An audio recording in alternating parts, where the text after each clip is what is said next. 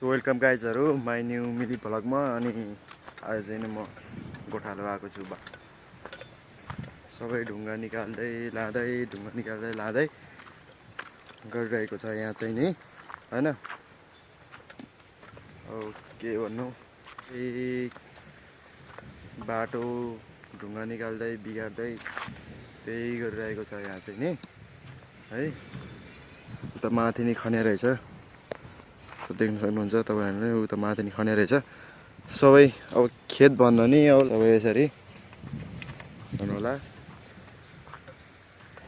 बीचबाट बाटो निकाल्दै त्यहाँ एक ठाउँमा थुप्रो पार्दै लाँदै गर्ने रहेछ। त्यही भएर यता चाहिँ खासी निकालेर हिँड्नु छ।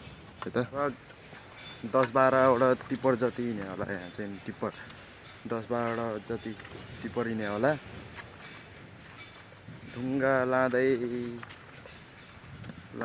आउँदै है। यसरी टिप्पर हिँडिरहेको छ।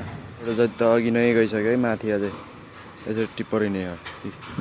एउटा दुईटा पछाडि, यो दुईटा पछाडि अझै आउँदैछ होला उताबाट। माथि पनि रहेछ है अझै, योभन्दा अझै माथि खेतमा पनि रहेछ। यहाँबाट नि लाने रहेछ ढुङ्गा। एउटा दुईटा जति लान्छ होला यहाँबाट। अरू सबैले माथिबाट लाने रहेछ।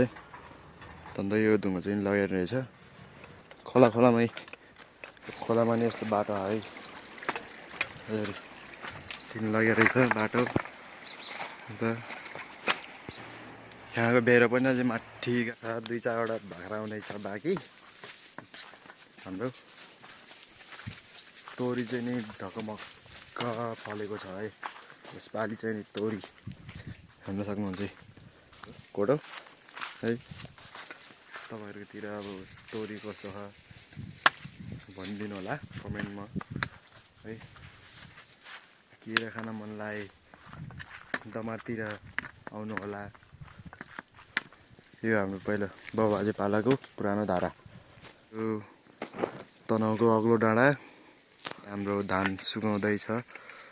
यता करेसाबारी, आफ्नै करेसाबारीमा फलेको हरियो साग। पहिलो सुरुमा चाहिँ सबै डब्बामा हालेर यस्तो, त्यसपछि यसरी सुकाइन्छ है। यसरी सुकाएर चुरुम बनाएर बल्ल खाने हो क्या।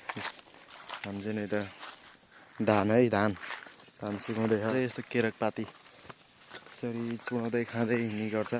बाख्रा चाहिँ केराकपात एकदम मन पराउँदो रहेछ बाख्राले नि है। सर र चट्ट लाएर अब म बाख्रालाई पानी खुवाउन तर्फतिर लाग्छु घरतिर है। घरमा कोही यता कोही उता पुगिसक्यो घरमै। पानी दिन्छु म अब बाख्रालाई। यिनीहरूलाई पनि तिर्खा लागेको हुन्छ है। हाम्रो चाहिँ नि अब म एकछिन बारीतिर चराएर डुलाएर खोरमा लैजान्छु आगो लागि। अनि त्यसपछि एकछिन खाजासाजा खाएर बसाल्नेतिर लाग्छु है म चाहिँ नि। एकछिनपछि बाख्रा यता है। अझै 2-4 वटा बाख्रा आएको छैन यता। 2-4 वटा बाख्रा आउनै बाँकी छ है अझै। यही केराघारी मात्र हो कि। Thanks for watching गाइजहरु।